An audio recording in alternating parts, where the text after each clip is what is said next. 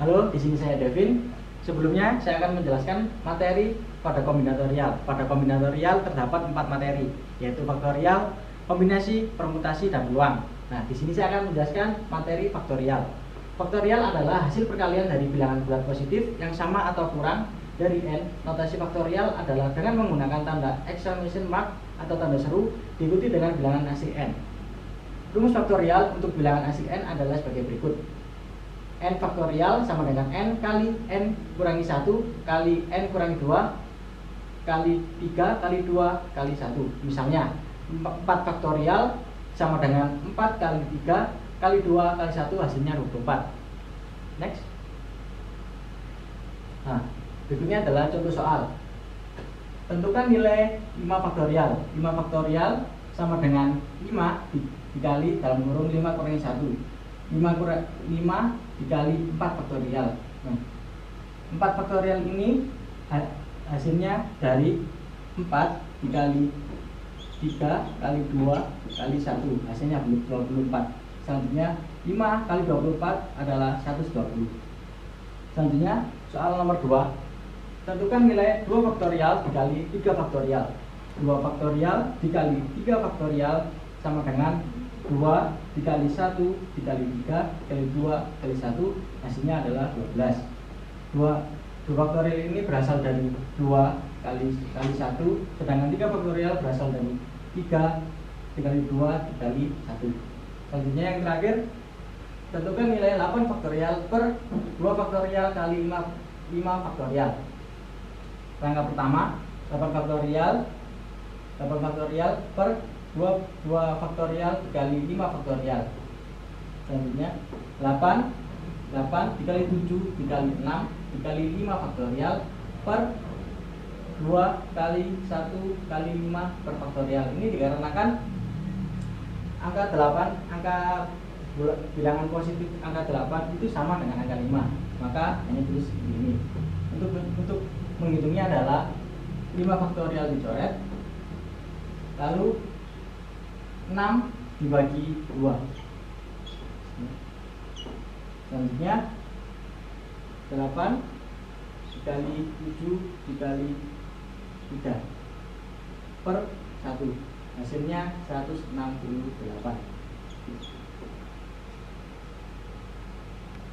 Perkenalkan, di sini Adit. Saya akan menjelaskan tentang materi kombinasi.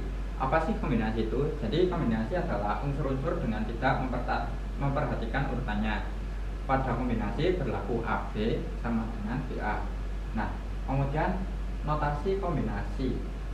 Notasi kombinasinya adalah banyak kombinasi R unsur dari N unsur yang dinotasikan C, N, R. Nah, seperti itu. Nah, rumus kombinasi, lambang notasi kombinasinya adalah C ini. Jumlah anggota himpunan disebut dengan N. Kemudian jumlah objek yang harus dipilih disebut R. Dengan begitu rumus kombinasinya adalah seperti ini. Berikut adalah contoh soal seperti ini. Nah, contoh soalnya, dalam sebuah kelompok terdapat 5 orang. Jika Anda ingin memilih 2 orang untuk menjadi perwakilan, berapa banyak kombinasi yang mungkin?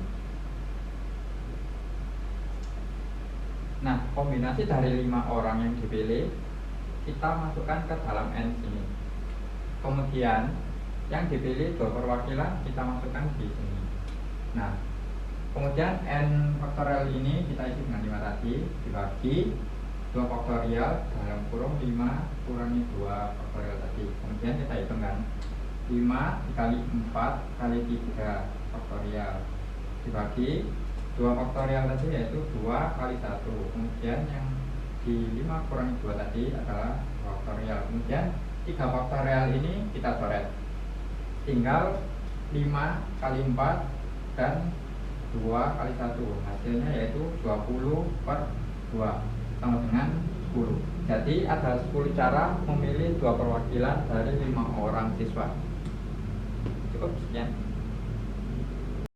Halo teman-teman, perkenalkan aku aku Messi Nadia Nababan. Di sini aku akan membahas tentang permutasi. Nah, sebelumnya tadi kan kita udah bahas kombinasi ya, dimana kombinasi itu adalah cara atau susunan untuk menentukan banyaknya cara dengan acak atau tidak sesuai urutan. Nah, sekarang di sini aku akan membahas permutasi, dimana permutasi itu adalah cara untuk menyusun suatu unsur dengan memperhatikan urutannya.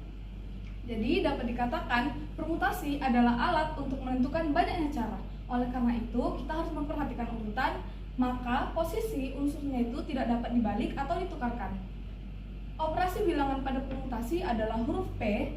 Nah, di sini saya akan membahas 3 permutasi, di mana ada permutasi unsur berbeda, permutasi unsur yang sama, dan permutasi siklis.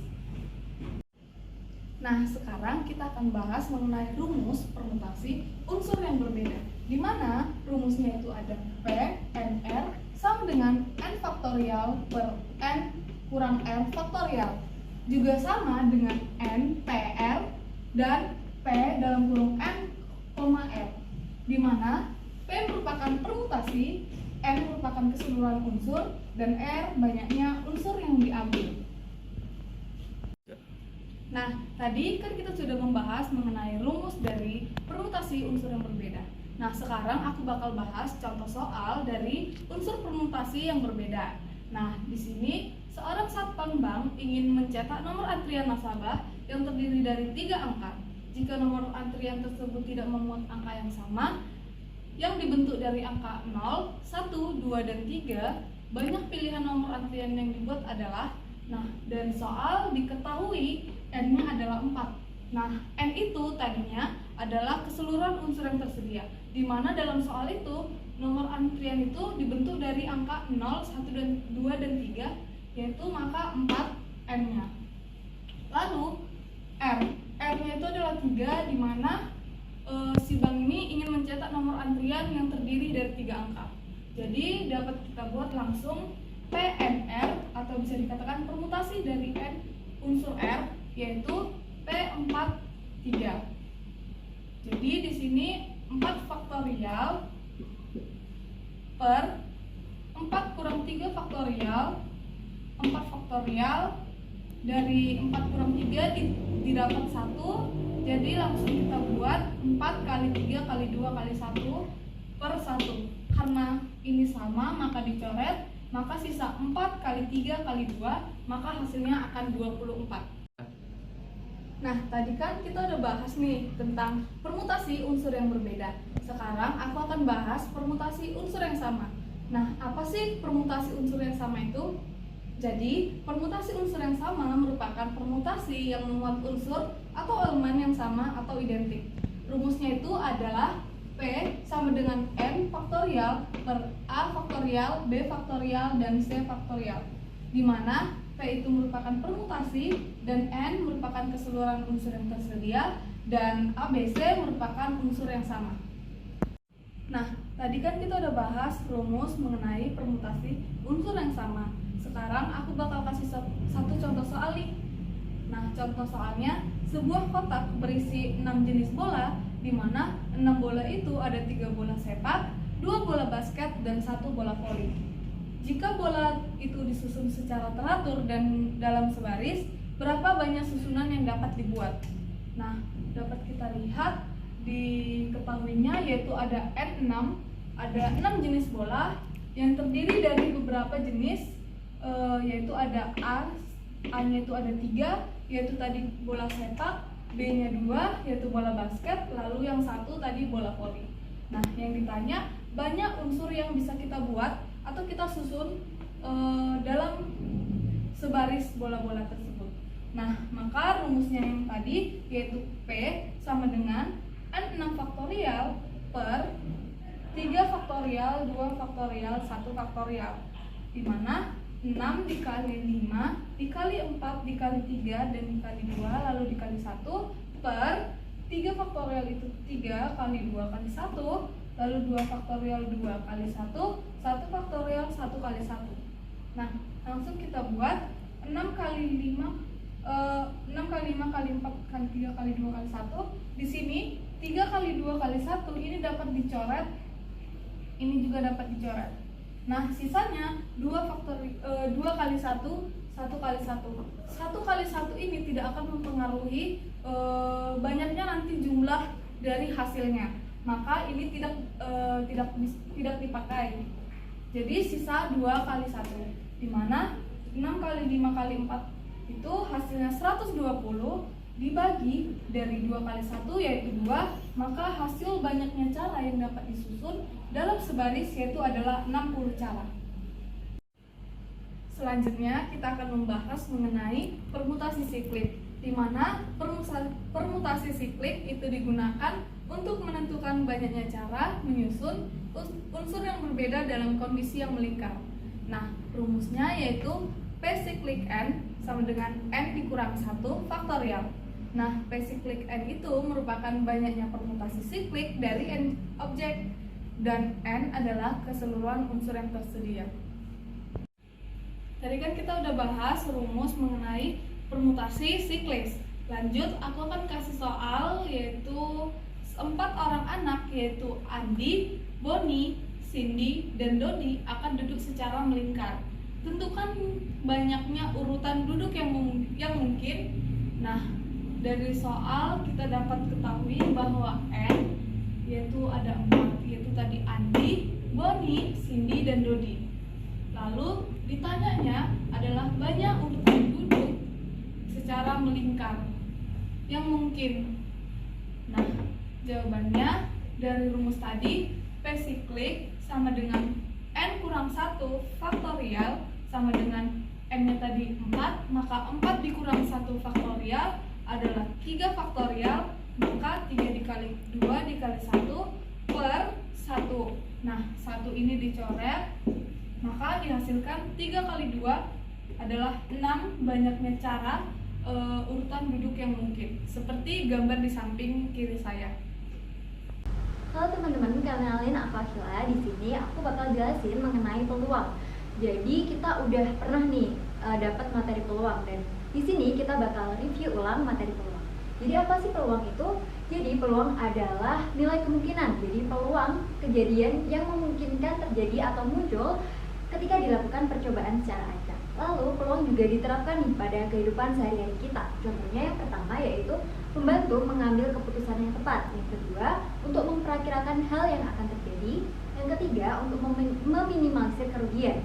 Jadi karena kita udah memperkirakan apa yang telah terjadi nih, kita dapat meminimalisir kerugian yang akan terjadi. Lalu selanjutnya, peluang juga digunakan pada ilmu ekonomi dan ilmu psikologi. Oke, di dalam peluang kita mengenali yang namanya percobaan, peluang sampel, dan kejadian. Jadi percobaan adalah suatu proses dengan hasil dari suatu kejadian bergantung pada kesempatan. Lalu yang kedua ada ruang sampel. Jadi ruang sampel dinotasikan dengan S. Ruang sampel adalah banyaknya elemen yang dinyatakan dengan NS. Lalu yang ketiga ada kejadian atau peristiwa.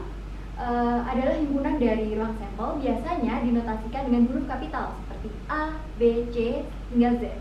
Banyaknya kejadian A dinyatakan dengan NA, banyaknya kejadian B dinyatakan dengan NB, dan seterusnya. Contohnya yaitu ketika Ananda melakukan percobaan melambungkan sebuah koin. Nah, itu hasil yang akan ditampilkan pada sebuah koin apabila dilambungkan itu akan menghasilkan gambar atau angka. Nah, jadi ruang sampelnya itu adalah gambar dan angka, sehingga jumlah anggotanya ada 2, yaitu gambar dan angka. Oke, jadi kita tadi udah kenalan nih definisi peluang. Sekarang kita langsung aja ke peluang suatu kejadian. Jadi peluang suatu kejadian itu rumusnya adalah PK sama dengan NK per NS. Dan di sini PK adalah peluang munculnya kejadian K. Jadi kalau kalian juga bisa ubah K ini dengan angka apapun, semisal PA atau PB, yaitu peluang munculnya kejadian B atau A atau sebagainya. Lalu NK adalah banyaknya kejadian K, dan NS adalah banyaknya kejadian yang mungkin terjadi. Lalu di sini ada kisaran peluang. Bisa kita lihat bahwa dalam persamaan dinyatakan 0 kurang dari sama dengan NA kurang dari sama dengan NS. Jadi NA itu tidak boleh melebihi NS. kedua ruas, apabila kedua ruas dibagi dengan NS, maka diperoleh hasil ini.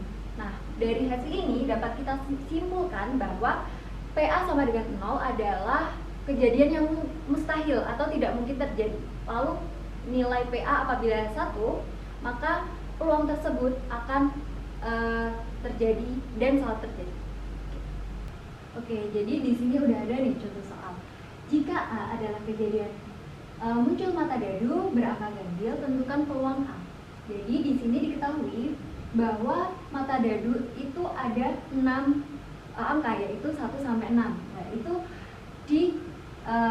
dipersepsikan adalah NS, yaitu adalah 1, 2, 3, 4, 5, 6. Maka jumlah dari NS itu adalah 6.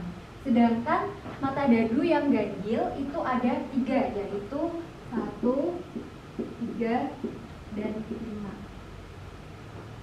Nah, karena kita ketahui nih NS dan NA-nya, maka langsung aja kita menghitung PA-nya, yaitu NA per NS, yaitu 3/6, yaitu 1/2. Oke, kita kan tadi udah yang mengenal nih yang namanya permutasi, kombinasi, dan juga faktorial. Dan di peluang ini kita juga butuh loh yang namanya permutasi, kombinasi, dan juga faktorial.